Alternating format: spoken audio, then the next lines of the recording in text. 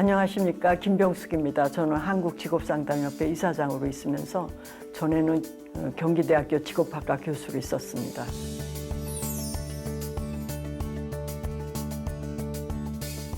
진로 신화라는 얘기는 우리가 은연중에 자기가 가진 신념으로 인해서 모든 의사결정을 한다는 겁니다. 근데 진로는 결정이 중요해요. 이거를 의사결정의 꽃이라고 얘기합니다. 진로에서는. 그러니까 어떻게 진로를 결정했느냐는 그 사람이 앞날을 결정하는 거나 마찬가지거든요. 근데 거기에 그거를 방해하는 요소들이 있습니다. 그게 진로 신화입니다. 그 신화를 얼마나 많이 갖고 있는지, 보통 8종류 중에 대부분의 학생들이 7개, 8개를 갖고 있기 때문에 그 종류가 뭔지를 알아내고 몇 가지가 겹쳐 있는지, 그리고 사실은 뭐 진로 신화가 별로 없는지 이런 거를 알아내서 의사결정 훈련을 시키면 되는 거죠. 그러니까 의사결정 훈련을 시킬 수 있는 기초 자료라고 보시면 되겠습니다.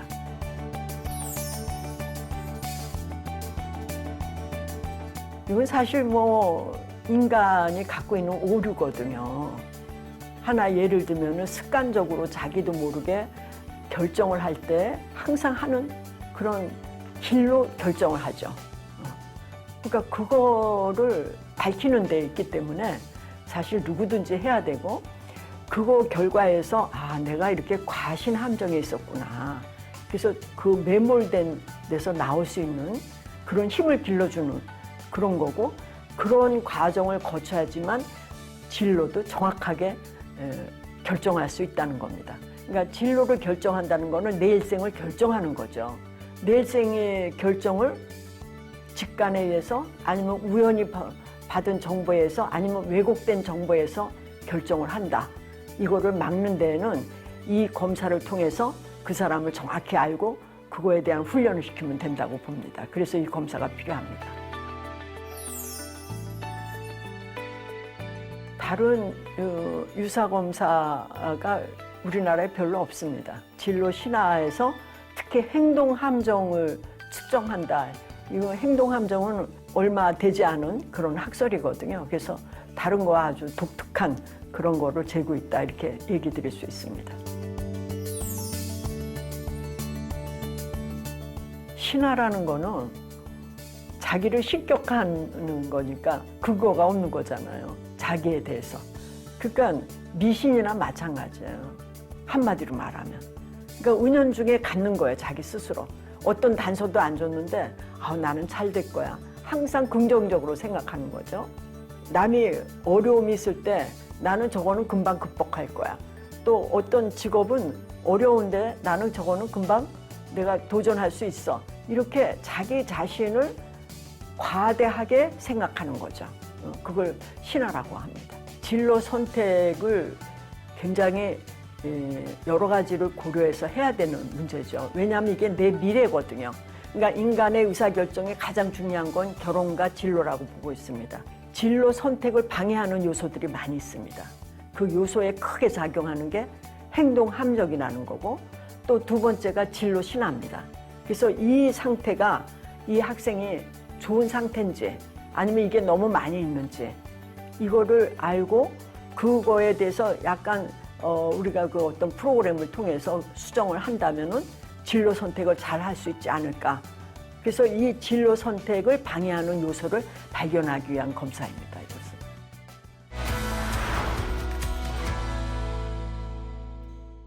진로 신화 검사에 대해서 말씀드리겠습니다. 진로 신화 검사는 인간의 의사결정과 관련된 검사입니다. 인간의 의사결정에 대해서는 다양한 측면에서 이론들을 제공하고 있는데, 가장 강력한 이론이 행동함정이라는 것입니다. 인간은 한번 의사결정하면 그걸 습관적으로 해가지고 함정에 빠진다고 얘기하는 거죠. 그 함정에 빠지면 우리가 이걸 매몰됐다, 이렇게 얘기합니다. 매몰됐다는 거는 내가 스스로 못 나오고 남이 건져줘야지 나온다, 이런 아주 인간의 행동에서 벗어날 수 없는, 그리고 인간은 이거를 긍정하지 않고 자기는 대단히 의사결정을 잘하는 사람이라고 이렇게 착각을 만드는 그런 것을 행동함정이라고 합니다. 이거는 경제학과 심리학의 만남이고요. 정보분석 심리학이 발달하면서 행동경제학이 들어오게 되어 있습니다. 그 다음은 인지정보 처리 이론입니다. 이 이론은 인간의 뇌가 정보가 들어오고 나가는 이 과정을 나타내는 그러한 이론인데요. 여기에 진로 문제를 해결하고 의사결정과 관련해서 진로 발달적인 측면에서의 이론을 제시하고 있습니다. 그 다음 이론은 의사결정론입니다. 인간은 의사결정을 할 때 단계가 필요하다고 보는 거죠. 그 단계는 탐색을 했고, 그리고 그거를 가지고 대안을 만들어서 설계를 합니다. 그리고 설계를 가지고 선택을 하는, 이렇게 구성되어 있는데 사람이 자기의 그 특성에 따라서 이 단계를 무시하거나 아니면은 이 단계를 너무 고집하거나 아니면 이 단계를 그 속에 빠져서 결정을 못하는 이런 과정을 얘기하는 겁니다. 그래서 의사결정론에 이 단계별로 의사결정을 훈련시킨다면은 아까 같은 행동함정에서 빠지는 것에 나올 수 있는 거죠. 그 다음 이론은 진로효능감입니다. 진로효능감은 진로를 추진할 수 있는 원동력을 얘기하고, 저는 이거를 가슴에 있는 발동기라고 얘기하고 있습니다. 그래서 이 발동기를 잘 돌려야지만 진로를 추구하는데 그 발전 지향적이다 이렇게 제시하고 있고요. 그 다음에는 이제 성숙도입니다. 이거는 수포가 우리 인간의 진로 유형을 보건데 각각의 발달 단계가 있다 제시했습니다. 이 단계별로는 꼭 이루어야 될 과제가 있습니다. 이 과제를 얼마나 잘 했느냐에 따라 진로 성숙도 지표를 나타내는 거죠. 아까 얘기 드린 진로 효능감은 중학생한테 주로 적용했고요. 진로 성숙도는 고등학생한테 이렇게 구분해서 제시를 했습니다. 그 다음에 이제 이 검사의 본 이론이죠. 진로 신화입니다. 신화라는 거는 미신이나 마찬가지입니다. 그러니까 인간은 우연히 자기한테 마술을 걸어서 그렇게 될 거라고 미리 짐작하고 나한테는 뭐든지 잘 될 거라는 그런 자기의 신념이죠. 이 신화는 대부분 한 번 신화를 갖게 되면은 또 다른 신화를 갖고 오고 또 다른 신화를 갖고 와서 우리나라의 청소년들이 거의 70%가 이 신화가 7개 내지 8개 있다 이렇게 연구를 발표한 적이 있습니다. 그러니까 은연중에 얻은 정보를 가지고 자기는 그럴 거라고 생각하는 거죠. 그래서 이거를 우리가 비합리적 신념 이렇게 얘기합니다. 합리적이지 않은데 그거를 신념으로 갖고 있는 거죠. 그리고 그렇게 될 거라고 믿고 있는 거죠. 그래서 이런 부분을 이론으로 넣습니다. 다음 보겠습니다.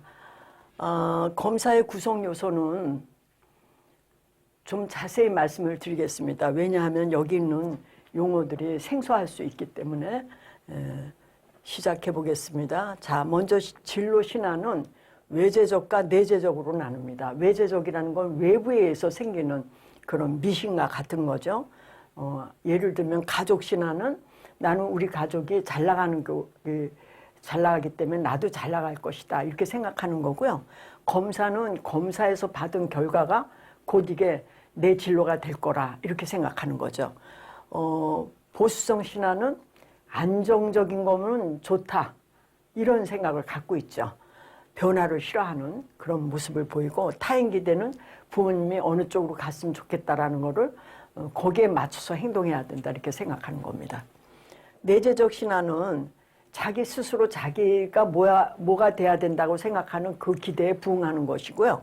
완벽성은 내가 경영학과를 나왔으면 경영학과 쪽 아니면은 안 된다 이런 사고를 갖고 있는 거죠. 최고성은 그 분야에서 나는 항상 뭐든지 최고해야 된다. 그래서 조건이 낮은 데는 안 가겠다 이런 생각을 갖는 거죠. 자기 존중감은 자기 스스로 자기 존중감에 위배되는 거는 타협을 안 하려고 하는 그런 거를 나타내는 겁니다. 그 다음에 행동하죠는 이건 고등학생만 측정을 했는데요. 행동함정은 지금 4가지로 나눴습니다. 과신함정은 스스로 과하게 믿는 거죠. 그래서 우월적으로 자기는 우리나라의 중진급 이상이다. 그래서 나는 그만한 우월성을 가져야 된다. 이런 생각을 갖고 있고요. 편향이라는 거는 기울어졌다 이런 얘기입니다. 낙관은 뭐든지 좋게 생각하는 거예요. 자기한테 일어나는 일은 다 잘 될 거라 믿는 거죠.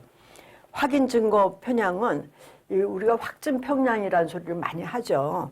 그래서 뭐가 하나가 나타난 것이 자기가 증명하고 싶은 거하고 딱 맞으면은 그렇다라고 아주 결정적으로 생각하는 거를 얘기하고, 선택적 지각은 많은 정보 중에 자기 마음에 맞는 것만 골라 섭식하는 거예요. 그런 거를 확인 증거 편향이라고 합니다. 집단 함정이라는 거는 뭐 우리나라에서도 그게 4.4.5익 같은 게 집단 함정이죠. 누가 전체적인 집단에서 옳다 그러면은 자기가 반대가 있어도 오른쪽으로 기우는 거를 얘기하고요. 권위에 의존하는 거는 나보다 권위가 높은 사람이 이래라 그러면은 그런 쪽으로 그냥 무비판적으로 받아들이는 걸 얘기합니다. 정착함정은, 정착이라는 건 떼어나지 못한다는 거죠. 자기가 어떤 기준점을 했다면은 그 기준점에서 움직이지 않는 거죠. 하나 예를 들면 제가 어떤 분한테 당신은 앞으로 얼마까지 살 거라고 생각합니까? 그러면 그 사람이 95세 그러면 그 다음 사람은 100세, 그 다음 사람은 90세, 거기에서 대부분 답을 하게 돼 있죠. 이걸 기준점 효과라고 합니다. 단순 사고 효과도 그런 단순한 생각에서 나오는 거죠. 그래서 이런 거를 우리가 매몰됐다. 주로 많이 쓰는 인간의 그런 행동 함정인데요. 행동 함정은 사실 100여가 넘습니다. 그중에 가장 많이 사용하는 것만 측정을 했습니다. 그 다음에 의사결정 상태입니다. 이 검사의 주요 목적은 이 부분을 재는 겁니다. 저희가 청소년들을 상담할 때 제일 그 원인을 규명하지 못한 게 무관심입니다. 왜 관심이 없을까? 근데 이들과 면담을 해서 나온 결론은 합리성을 갖고 있다는 겁니다. 왜 자기가 무관심한지를 제시하는 거죠. 그래서 우리 이 부분에 무관심, 가장 지금 우리가 봐야 될 학생이고요. 그 다음에 무결정입니다. 무결정은 결정 안 한 거죠. 한 사람은 관심이 없고 한 사람은 아주 먼 미래이기 때문에 나하고는 상관없다고 생각하는 겁니다. 그 다음이 우유부단인데, 우유부단이라는 거는 결정을 못 내리는 거죠. 그러니까 결정이 못 내리는 우유부단함이 못났다는 얘기가 아니에요. 이 사람은 너무나 많은 정보가 있어서 결정을 못 내리고, 아니면 너무 많은 정보 중에 어떤 것도 마음에 안 들어서 못 내리는 이런 경우의 수가 있죠. 이 우유부단은 7가지 요인에서 비롯되는데 그중에 뚜렷하게 나는 게 뭐든지 잘하는 사람, 그리고 아까 육각형 모형에서 A하고 C가 있습니다. A는 예술형, C는 관습형인데 이 2개의 점수가 비슷한 사람은 우유부단에 빠질 수밖에 없습니다. 그 다음에 진로 갈등, 자기가 갈 수 있는 게 여러 가지 길이라고 해서 고민하는 거죠. 근데 우리는 사실 너무 오래 살기 때문에 인간이 일생 동안에 맞이하는 직업이 7개 내지 8개가 됩니다. 그렇기 때문에 자기가 여러 가지 하고 싶으면은 그거를 차례대로 하는 거죠. 순서대로. 그런데 그거를 한꺼번에 생각하니까 갈등이 오는 겁니다. 그 다음에 진로 결정이 뭐 제일 좋은 거죠. 지금 우리가 봐야 될 게 요 무관심하고 무결정입니다.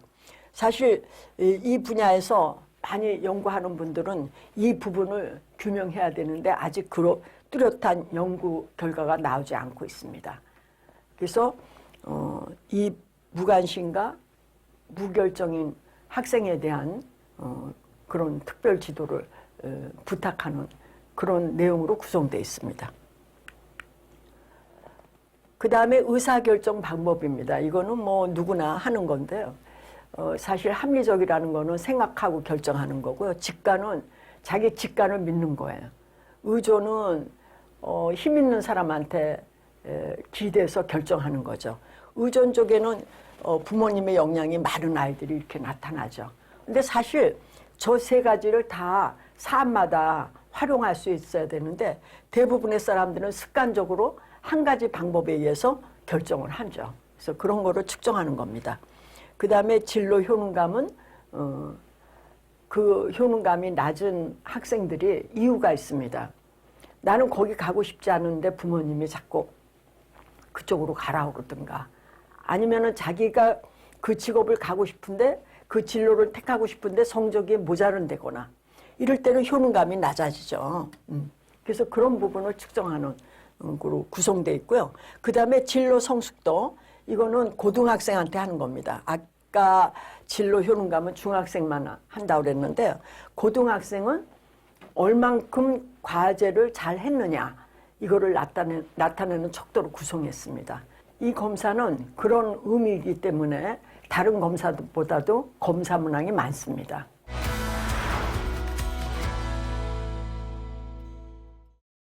자, 검사 실시에 대해서 말씀드리겠습니다. 이거는 중고등학교 전 학년이 해당됩니다. 그리고 문항수가 다른 검사보다 많다고 얘기했는데 특히 고등학생이 많습니다. 주의사항은 첫 번째 생각한 답이 자기를 나타내는 거기 때문에 너무 오래 생각하지 않도록 주의사항을 줬으면 좋겠습니다. 그 다음에 여러분이 아마 검사 결과는 이런 형태로 나올 겁니다. 그래서 이 검사 결과에 대해서 한번 보겠습니다. 자, 첫 번째는 이 검사가 유효하냐를 나타낸 겁니다. 그래서 지수를 보면은 내용 타당도라 이것이 좋다 그러면은 그 검사 결과를 그대로 믿으시면 됩니다. 그 다음에 진로 신화에서 보겠습니다. 아까처럼 내재적, 외재적으로 구분됐는데 이 학생은 검사 신화, 보수성 신화, 가족 신화 이렇게 차례대로 제시되어 있는데 외재적 신화에 많은 높은 점수를 나타냈습니다. 이 신화에서는 높은 점수만 나타낸 것만 신화로 제시하고 있습니다. 그 다음에 행동 함정도 마찬가지예요. 이 중에 가장 많이 높은 점수라는 거, 지금 우리가 여기를 높다는 거는 50점에서 요 이상을 보는 거죠. 그거에 대해서만 제시하게 있습니다. 그래서 이 학생이 가장 많이 나타낸 게 편승 효과, 그 다음에 기준점 설정, 또 권위의 호송 이런 식의 것에 행동 함정을 나타내고 있습니다. 의사결정의 상태가 이제 이게 우리가 이제 측정하고자 하는 가장 키거든요. 그래서 의사결정 상태는 무계획적이고 무비판적이다, 비관적이다. 그러니까 이 얘기는 이 학생이 진로에 대해서 관심이 없다 이런 얘기입니다. 그리고 이 의사결정도 직관적으로 하는 그런 방법을 택하고 있습니다. 그러니까 자기 더 곰곰이 생각 안 하고 생각나는 대로 결정한다. 진로 성숙도는 지금 보시는 바와 같이 그렇게 높지는 않습니다. 대부분 이렇게 54에서 이렇게 이쪽으로 치우쳐야 됩니다. 효능감도 한 가지에 자기 신념이 높게 나왔습니다. 이 지금 제시되는 거는 전부 그 높다고 생각되는 그 부분만 우리가 여기에 자세한 안내를 하고 있습니다. 그 다음에 종합 의견입니다. 학생들한테 종합 의견을 제시할 때 여기서 재고자 하는 많은 변수의 요인들을 하나하나 다 제시를 해서 그거를 통합적으로 보고자 하는 그런 의견을 제시한 겁니다.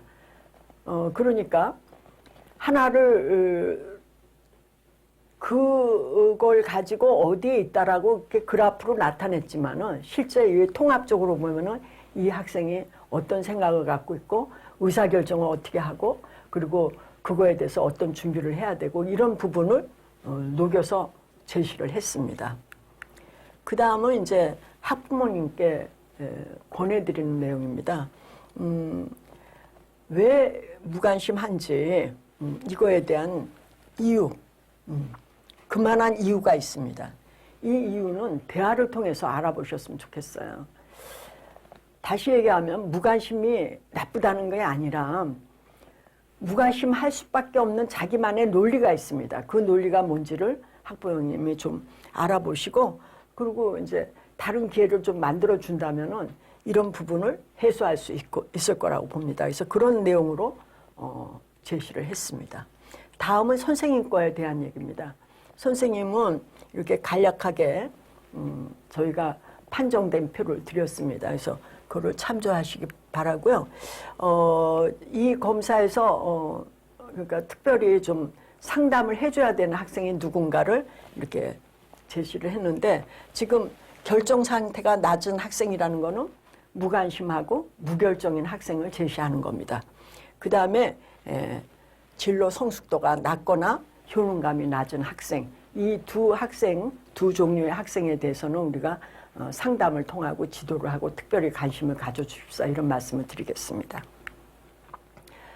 저희는 지수 점수를 채택했습니다. 그 이유는 지금 현재 많은 진로에 대한 거를 쟀지만은 이것이 마치 학업 성적과 같은 이런 효과가 있는 게 아니다라는 걸 말씀드립니다. 왜냐하면은 학생들은 점점 자라나면서 진로 개척에 대한 그런 역량을 갖추게 되기 때문입니다. 그렇기 때문에 T점수라는 거는 우리 인간을 이렇게 정상 분포에 두고 가장 높고 높다, 가장 낮고 낮다. 이 얘기는 여기는 보통이다. 이 학생을 다른 사람과 비교해서 네가 어디에 있다, 이런 표현입니다. 근데 진로는 그렇게 표현하면 안 되겠죠. 그래서 저는 지수 점수를 사용했고, 이 폭도 다른 것보다 훨씬 적게 해서 학생들이 충격을 덜 받도록 이렇게 제시를 했습니다. 그래서 지수 점수를 사용한 거를 설명을 드렸습니다. 지금 이거는 이제 검사의 그 표지에 나와 있습니다. 학생이 자기 검사 결과를 가지고 워크시트로 용으로 활용할 수 있도록 제시한 겁니다. 이상으로 검사 결과지에 대해서 말씀을 드렸습니다.